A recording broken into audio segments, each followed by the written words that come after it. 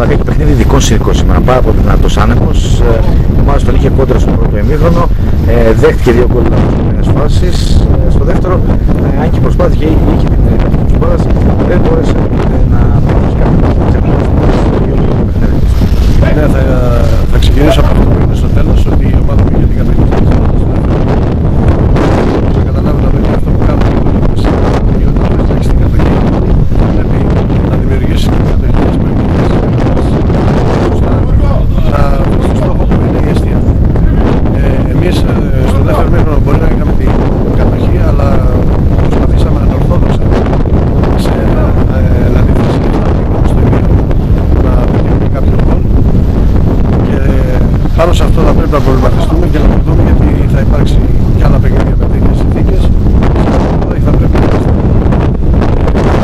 Και τώρα θέλω να πω ότι ήταν ένα παιχνίδι το οποίο δεν μπορούσε να παιχτεί ποδόσφαιρο, δεδομένου του ελληνικού συνδικού.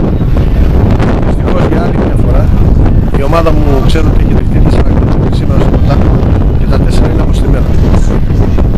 Έχουμε δουλέψει πάνω σε αυτό, δουλεύουμε και θα δουλέψουμε κι άλλο. Όμως θα πρέπει να καταλάβουν τα παιδιά ότι χρειάζεται και περισσότερο πάθος για να μην προχωρήσει, να δεχόμαστε τέτοια τεχνολογία.